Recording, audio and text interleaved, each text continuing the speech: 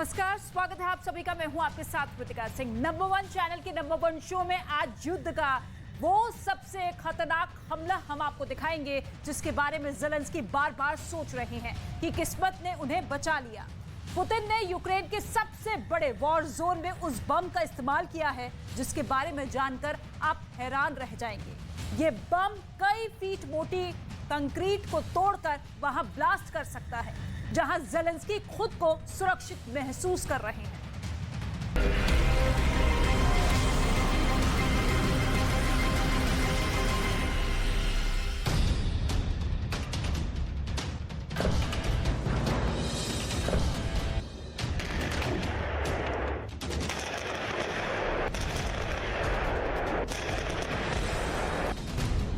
ऐसे धमाके, ऐसी तबाही,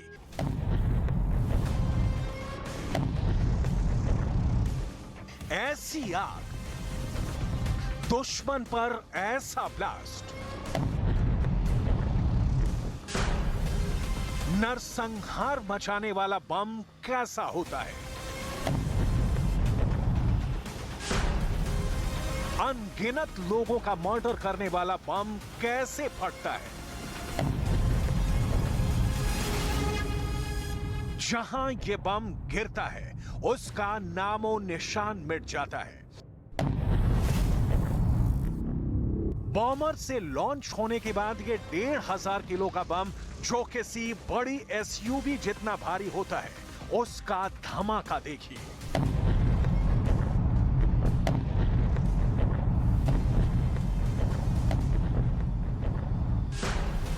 पहला धमाका, दूसरा धमाका, तीसरा धमाका, धमाके ही धमाके।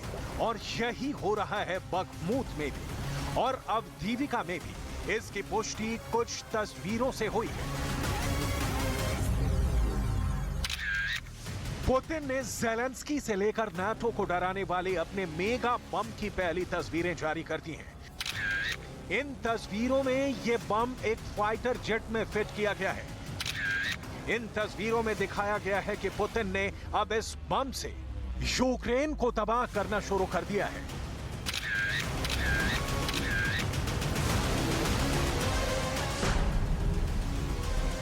यही होता है मेगा बम। इसी बम से पुतिन बखमूत को पूरी तरह तबाह कर देंगे। अवदीविका पर इस बम को आजमा लिया गया है। अब इस बम से पूरे यूक्रेन को टारगेट किया जाएगा। यही ज़ेलेंस्की का सबसे बड़ा डर है।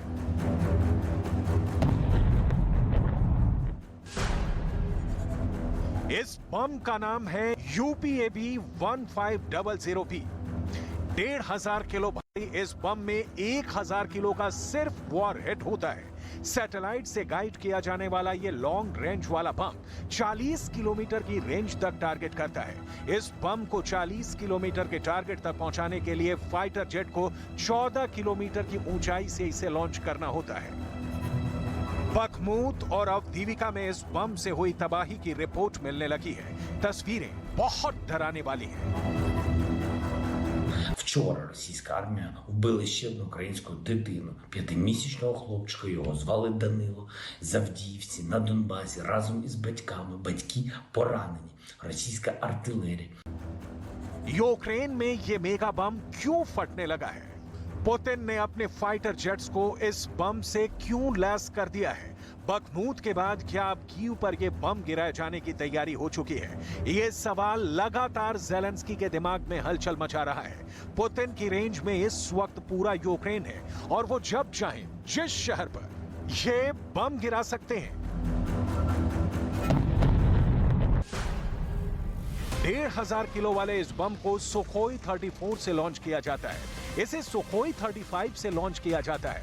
इसे सुखोई 30 से भी लॉन्च किया जाता है। ये तीनों ही रूस के बेहतरीन बॉमर जेट हैं।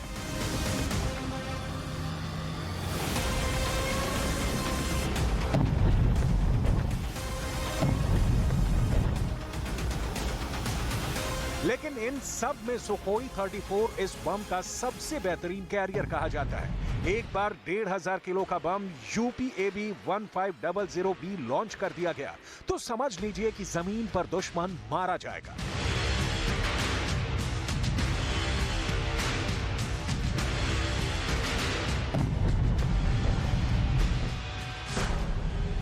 ये बम इसकी 100% वाली गारंटी देता है, इसलिए ये आसमान से जमीनी टारगेट पर दागे जाने वाले सभी बम में पुतिन का सबसे भरोसेमंद बम माना जाता है। UPAB 1500B 5 मीटर लंबा बम है। ये कंक्रीट की मोटी लेयर को भी भेद सकता है, यानी इससे ज़ेलेंस्की का बंकर भी सुरक्षित नहीं है। जब यह दागा जाता है तो 40 किलोमीटर की रेंज तक पहुंचकर यह टारगेट पर 10 मीटर के दायरे में ब्लास्ट करता है। Предусматривается возможность принятия симметричных и асимметричных мер в ответ на недружественные действия против России. Вводится тезис об использовании вооруженных сил для отражения или предотвращения вооруженного нападения на Россию и ее союзников. Тем самым мы недвусмысленно заявляем, что будем отстаивать право российского народа на существование и свободное. रूस सबसे पहले इस बम को 2019 में दुनिया के सामने लाया था। तब यूक्रेन में युद्ध का किसी को अंदाजा नहीं था, लेकिन अब पुतिन ने इस बम की बोहनी कर दी है। ऐसे कौन कौन से बम पुतिन के तहखाने में रखे हुए हैं, उसकी पूरी डिटेल हमारे पास है।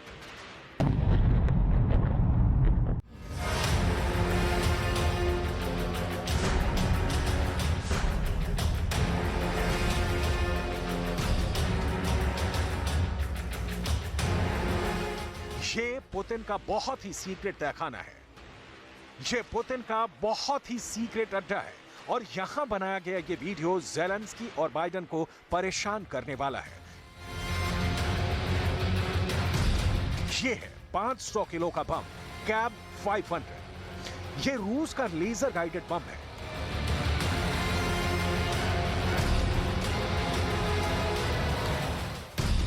ये है कैब 250।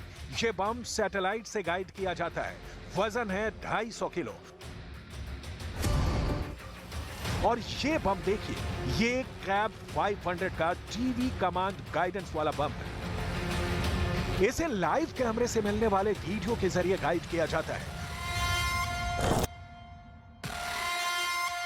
पुतिन ने अपनी हथियार फैक्ट्री की नुमाइश शुरू कर दी है। पुतिन दुनिया को बता रहे हैं कि उनके पास मिसाइल और बम की कोई कमी नहीं है। पुतिन बार बार दिमित्री मेदवेदेव को हथियार फैक्ट्री भेजकर रिपोर्ट ले रहे हैं। मेदवेदेव रूस के राष्ट्रपति भी रह चुके हैं और अब पुतिन के सबसे खास लोगों में माने जाते हैं। पुतिन के इस बहुत ही भरोसेमंद लीडर को यूक्रेन वाली स्ट्रेटजी का बहुत अहम हिस्सा कहा जाता है। मेदवेदेव रूस की हर हथियार फैक्ट्री का जायजा ले रहे हैं और दावा किया कि रूस के हथियारों का स्टॉक कमजोर पड़ने वाला नहीं है। इससे पहले पुतिन ने जो जो मांगा उन्हें मिला है।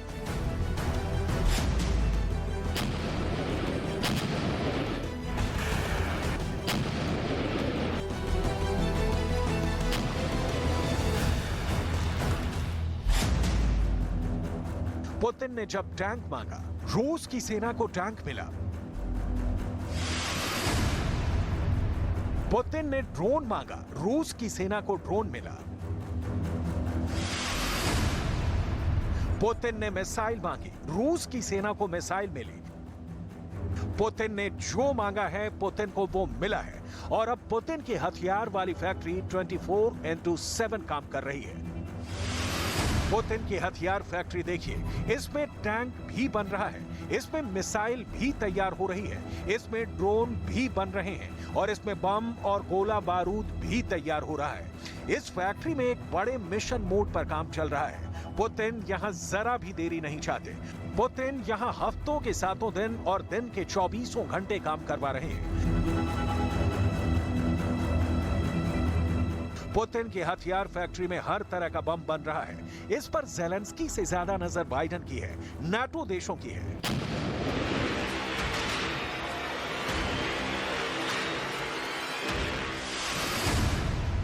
क्योंकि यहां का प्रोडक्शन रेट तय करेगा कि पुतिन का युद्ध कितने दिन चलेगा। पुतिन इस रेट को 100% वाली गारंटी से बरकरार रखना चाहते हैं। हथियारों का प्रोडक्शन बढ़ा और असलहा तेजी से तैयार हुआ तो पुतिन ज्यादा दिन तक युद्ध कर पाएंगे।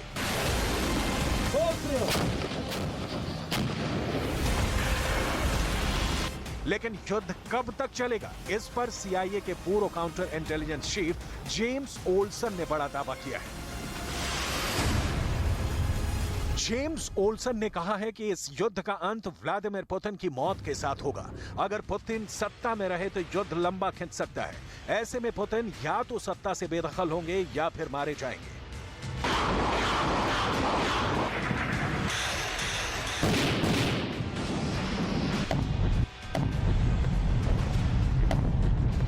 तो CIA का बड़ा पूर्व अधिकारी यह दावा कर रहा है कि पुतिन की हत्या की जा सकती है, क्योंकि पुतिन ने रूस के अंदर ही अपने कई दुश्मन पैदा कर लिए हैं। लेकिन दुनिया जानती है कि पुतिन के खिलाफ पश्चिम देश घना प्रोपेगेंडा चलाते हैं। उनकी कोशिश होती है कि पुतिन को लेकर तमाम अफवाह हर तरफ फैले और रूस की नाकामियों को हर तरफ दिखाया जाए।